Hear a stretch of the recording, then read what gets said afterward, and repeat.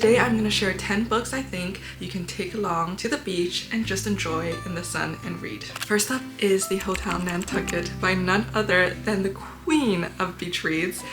Okay, that might be a little bit of an exaggeration, but truly no one does summer beach reads quite like Elin Hilderbrand does. This one follows Lisbeth, who is the new general manager of a historic luxury hotel based on Nantucket Island. She basically tries to restore the hotel back to its former glory while juggling demanding guests, complicated relationships, and also a ghost who still wanders the halls. Honestly, the hotel completely stole the show for me.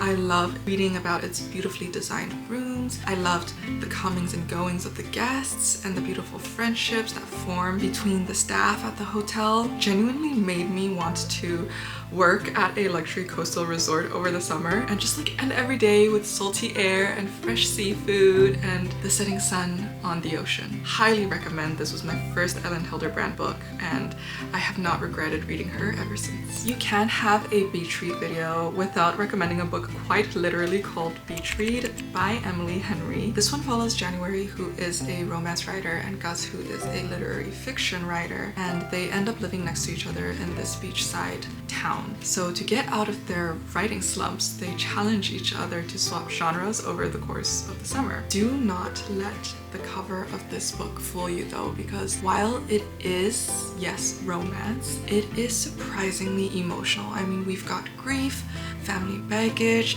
some serious writer's block. So expect a lot of meaningful conversations to be peppered alongside the romance. And the contrast between carnival dates, romantic beach walks versus graveyard hikes and cult interviews is surprisingly works brilliantly, making this a beach read in a very unexpected way for me. And I think it will for you too. This is our first book featuring surfing and whales. This is Our Perfect Storm by Carley Fortune, and it follows Frankie, who gets left behind by her fiance just before the wedding, which is a pretty douchebag move if you ask me.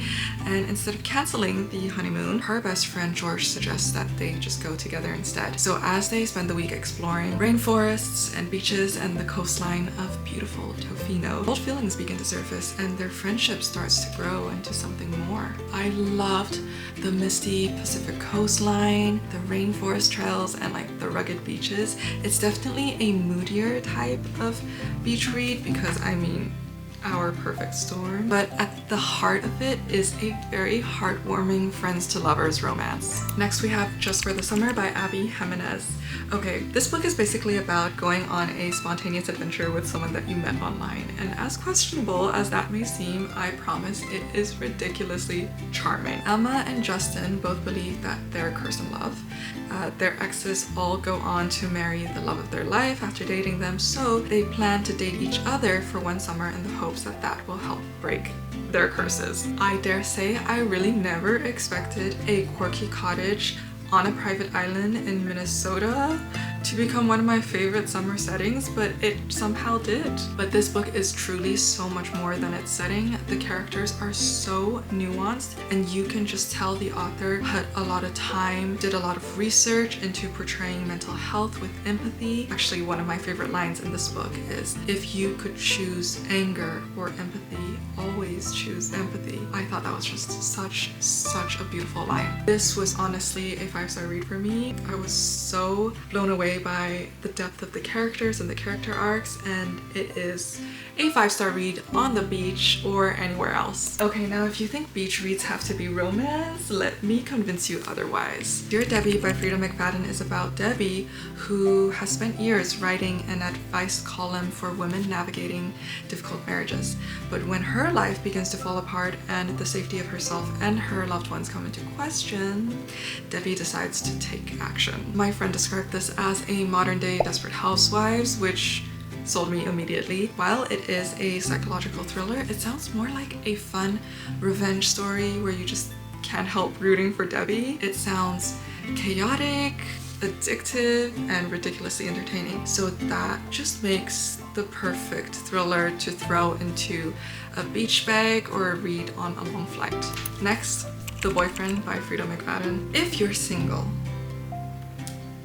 maybe don't read this when you're on vacation because it might just have you blocking everyone before you even get home. This one follows Sydney, who thinks she has found the perfect boyfriend until incidents start piling up and she starts questioning whether she really knows the man that she's fallen for. I've heard that this perfectly captures the chaos of modern dating and will have you questioning every single dating profile and every perfect guy, which honestly sounds like a great book to stop you from talking to that cute guy sunbathing across the beach. If you prefer fantasy, I heard The Girl Who Fell Beneath the Sea by Axie feels like Spirited Away, and honestly that is all I needed to hear. So this story follows Mina, who is sacrificed to the sea god to save her village. Only for her to discover that there is a magical city underneath the ocean filled with lesser gods and mythical beasts. So along with the friends that she meets in her journey, she endeavors to wake the sea god so that she can finally put an end to the storms that have devastated her home. This story just sounds so whimsical, and anything that feels the slightest bit of Studio Ghibli inspired has my attention. I feel like if you also enjoy fantasy and you're looking for that peaceful but still ocean-inspired feeling, I would add this one to my TBR. Okay, whenever I think beach romantasy, I imagine pirates and mermaids, and that is exactly where The Everking by L.J. Andrews comes in. So this story follows a Norse-inspired pirate king who kidnaps the daughter of his greatest enemy, and then what follows is a enemies to lover romance across dangerous seas and hidden islands and legendary kingdoms. I mean, they stole his crown, so he stole their daughter. That's the first line of the blurb, and it hooked me immediately.